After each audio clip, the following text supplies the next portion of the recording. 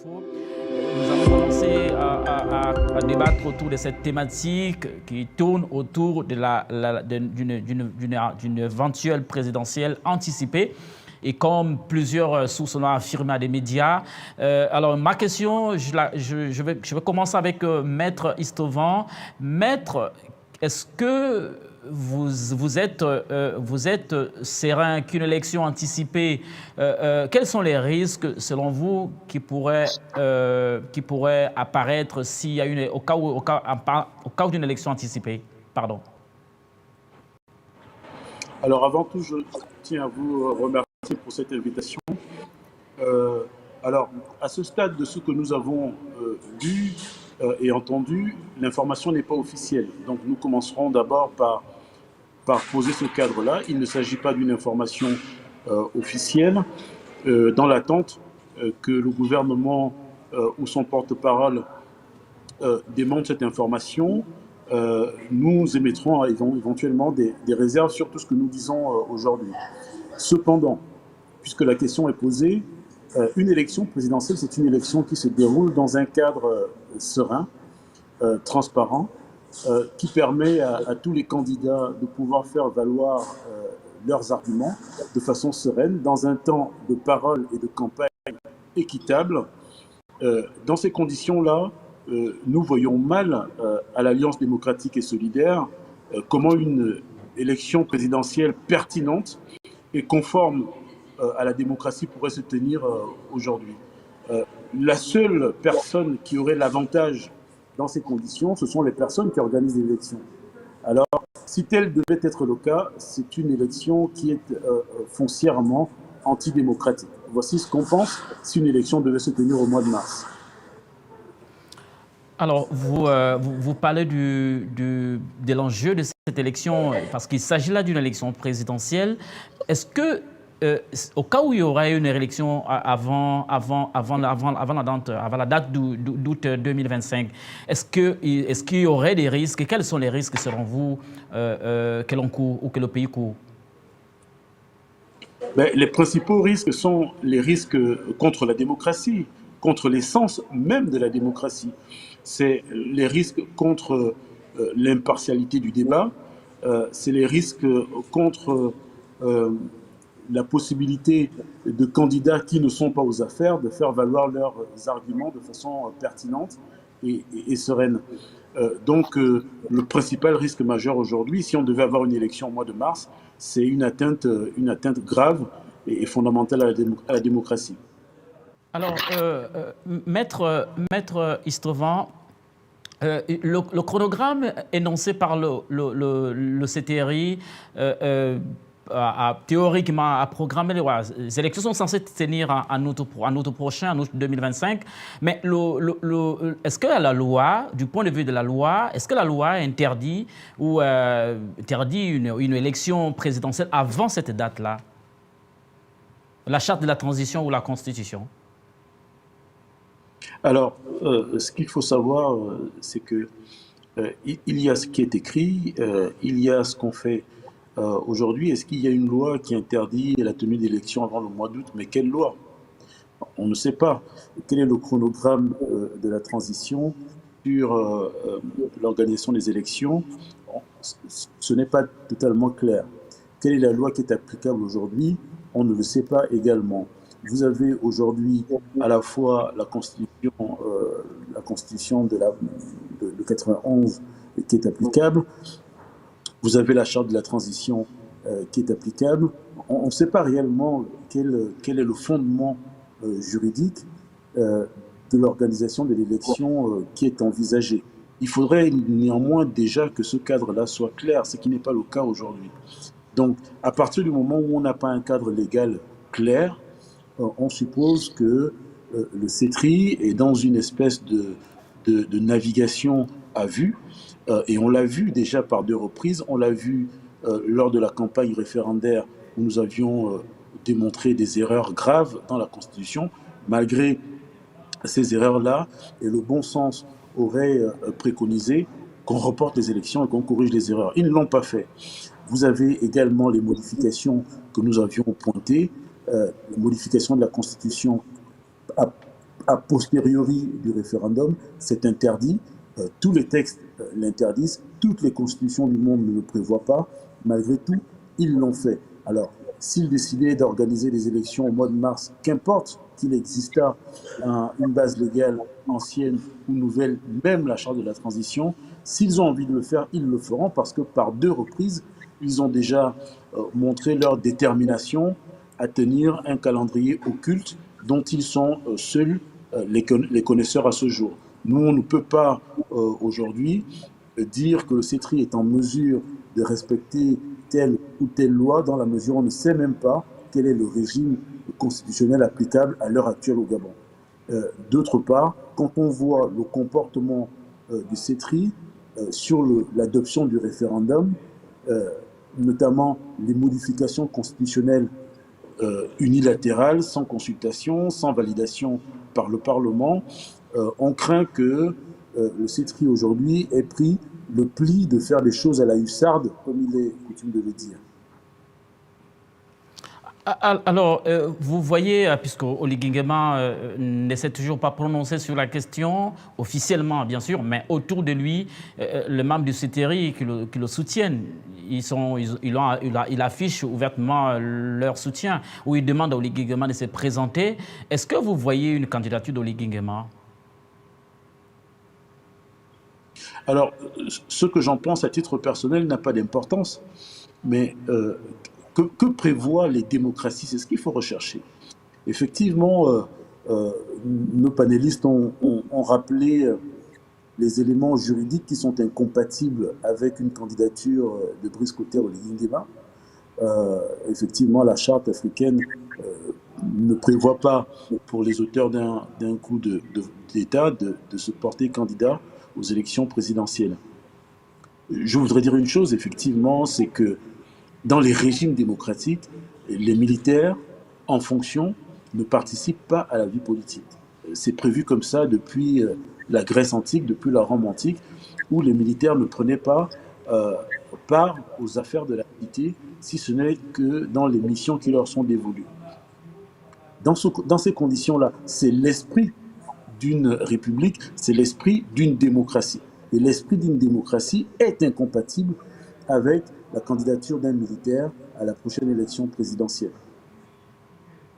Alors, si Oligui Nguema déclare sa candidature, est-ce qu'il va falloir qu'il démissionne d'abord en tant que militaire, peut-être et puis se présenter? Parce qu'en tant que militaire, il ne pourra pas. Tout à fait. Il faudrait déjà qu'il démissionne. Et j'ai presque envie de dire, il faudrait qu'il démissionne également de ses fonctions de président pour pouvoir être un candidat gabonais comme tous les autres candidats qui pourront disputer le scrutin à armes égales. Qu'est-ce que ça vous a inspiré? Non, pas particulièrement étonné, puisque effectivement, dans la perspective d'une élection à venir, pas en mars, peut-être au mois d'août, c'était normal qu'on commence les opérations de révision de la liste électorale. Donc, je n'ai pas particulièrement été étonné par cette révision. Par contre, l'étonnement vient de ce qui semble apparaître comme une accélération injustifiée, frénétique et totalement irresponsable. C'est-à-dire que on lance en même temps la révision des listes électorales, c'est une excellente chose, mais on donne uniquement 10 jours aux parlementaires pour travailler le futur code électoral, c'est irresponsable. Ils ont 10 jours pour faire le code électoral, ça c'est ce qui est particulièrement étonnant. Et c'est ce délai qui est anormalement bref qui pourrait nous emmener à croire que peut-être que l'échéance d'une élection au mois de mars est fortement probable. Alors justement, on ne connaît toujours pas, on n'a toujours pas la monture finale du cadre donc de code électoral. On ne sait pas ce qu'il en est. Est-ce qu'on peut parler d'élection dans ce contexte-là? Ben non, tout à fait non, puisque on vous l'a dit, on est dans un cadre qui est totalement anormal, qui est ahurissant. on n'a pas de mouture du projet de code électoral et les parlementaires n'auront que 10 jours pour l'examiner. C'est pas possible. Après, après tout ce que nous avons déjà évoqué sur la loi référendaire sur la Constitution, plus rien ne nous étonne. Mais qu'importe ce qui sera mis en place, moi j'invite, nous, à ADS, nous invitons véritablement tous les acteurs politiques conscients, tous les acteurs politiques qui portent à cœur le Gabon, qui l'aiment et qui envisagent un avenir radieux, de se préparer à toute éventualité. Mais est-ce que ce n'est pas aussi, vous qui êtes aussi, puisque vous êtes avocat naturellement, et vous êtes aussi président d'un parti politique, est-ce que il n'y a pas aussi cette inquiétude qui hante aussi les opposants ou les responsables, les acteurs politiques que vous êtes par rapport à cette élection-là, vous en tant qu'acteur politique? Alors, je ne parlerai pas d'inquiétude à proprement parler. L'inquiétude, telle que vous l'envisagez, voudrait, si cela signifie que l'accélération inquiète les acteurs politiques parce qu'elle signifierait la défaite au final, ce n'est pas cette inquiétude-là. Nous, on se positionne sur un temps qui est véritablement long. On pense au Gabon, pas de demain, mais on pense au Gabon des générations futures. Et pour que tout se passe bien, il faudrait que les choses soient mises en place de façon normale, progressive, tel que c'est le cas dans une véritable démocratie. Maintenant, si on a des raccourcis, des courts-circuits, évidemment, pour la démocratie, pour la stabilité du Gabon, pour l'avenir du Gabon, ça n'augure rien de bon. Et c'est ça notre inquiétude. Ce n'est pas la prochaine élection. Nous ne pensons pas à la prochaine élection. Nous pensons à l'avenir du Gabon. Et pour cet avenir-là, il faudrait déjà donner des signes rassurants que les choses se passent de façon normale et dans le cadre strictement légal. Alors, Maître Istovan, vous qui êtes acteur politique, en cas où de la tenue d'une élection en mars, quelle serait, selon vous, la stratégie de l'opposition? La stratégie de la chaise vide ou aller aux élections, accepter d'aller aux élections, quelles qu'en soient les conditions? Alors, effectivement, en tant qu'acteur acteur politique, nous ne sommes pas particulièrement favorables à la politique de la chaise vide, parce que la pluralité de la démocratie signifie également la pluralité du débat. Et donc, il faut aller à l'élection. Même si les conditions ne sont pas les plus favorables, l'histoire nous jugera les uns et les autres. Voici ce que j'ai à dire là-dessus. Nous sommes pour qu'il y ait des candidats en face, candidat du CETRI, ici le CETRI en présente un, mais que cette élection ne soit pas à l'image des élections qui ont pu avoir lieu au Gabon à l'époque du monopartisme. Alors, très rapidement, en peu de mots, Maître Istovan, juste en peu de mots, le Gabon a été suspendu juste quelques jours après le coup d'État, depuis août 2003, de l'instance africaine, l'organisation de l'Union africaine. L'organisation exige la réintégration du Gabon à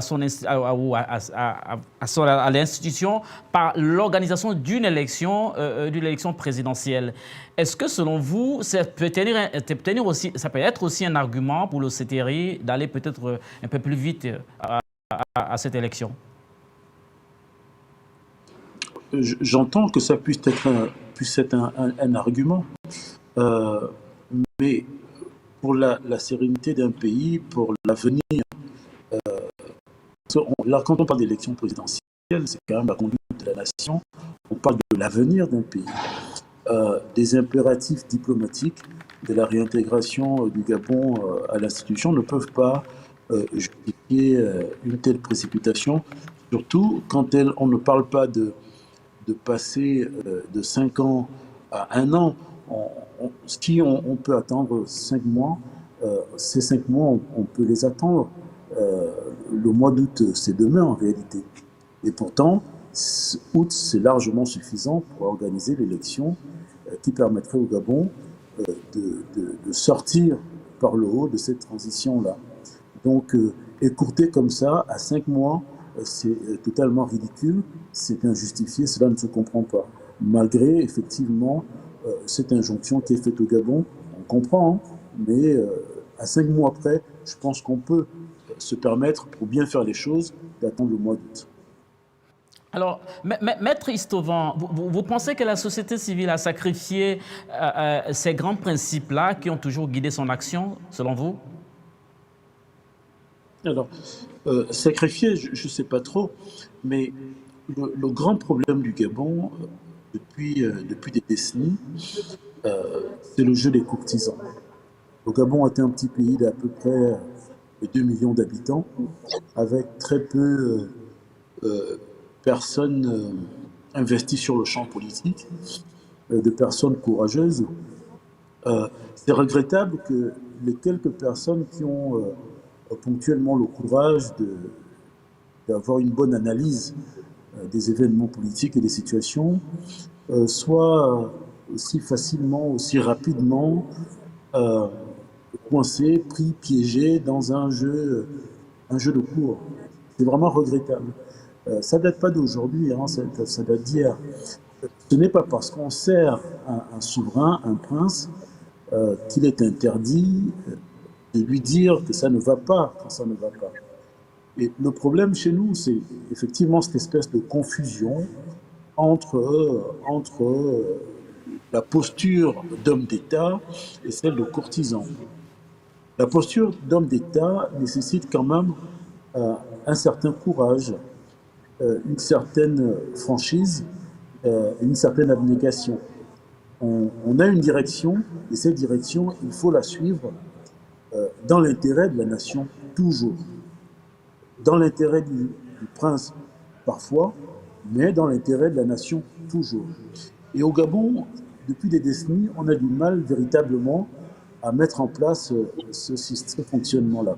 Et c'est pour ça qu'on va avoir une personne qui, effectivement, lorsque elle est hors du champ politique, elle va avoir une liberté de parole, une pertinence de parole, et une fois qu'elle passe dans l'échiquier, on ne l'entend plus.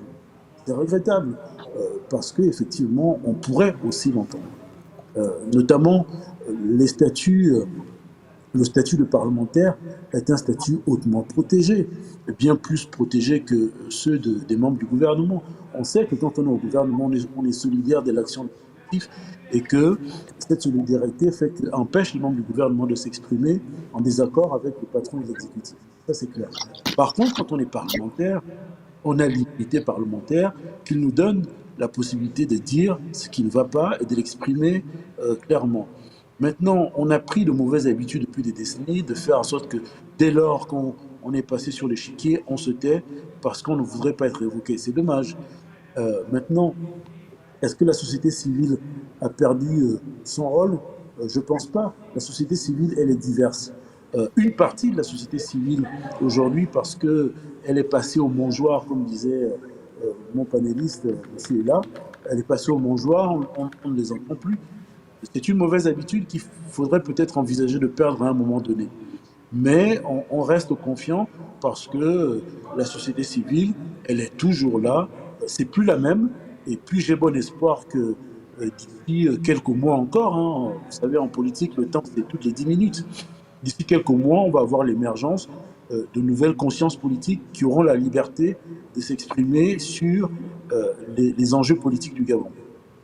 Est-ce que, Maître, est-ce que c'est élégant pour la société civile de faire une sortie comme ça pour répondre à des acteurs politiques? Pas du tout. Mais comme on dit, chacun est responsable de sa posture. Surtout quand on est sur la gestion des affaires publiques. Si les membres de la société civile se croient obligés de venir faire un communiqué pour, entre griffes, défendre le CITRI en espérant rester dans les bonnes grâces du pouvoir en place, c'est dommage parce que c'est pas. Non seulement cela ne garantit pas les fameuses bonnes grâces, mais en plus c'est irresponsable, c'est ridicule et ça n'a aucun sens. Maintenant, le problème c'est la praxis Je crois que ça fonctionne comme ça au Gabon depuis des décennies. Et donc, ils ne font que faire comme ils ont vu d'autres avant eux faire. En réalité, le pouvoir en place est bien rodé. Il est en même de pouvoir se défendre, de défendre ses réformes, de défendre ses initiatives. Il y a un porte-parole qui est en place et la société civile ne peut pas se substituer au porte-parole du gouvernement.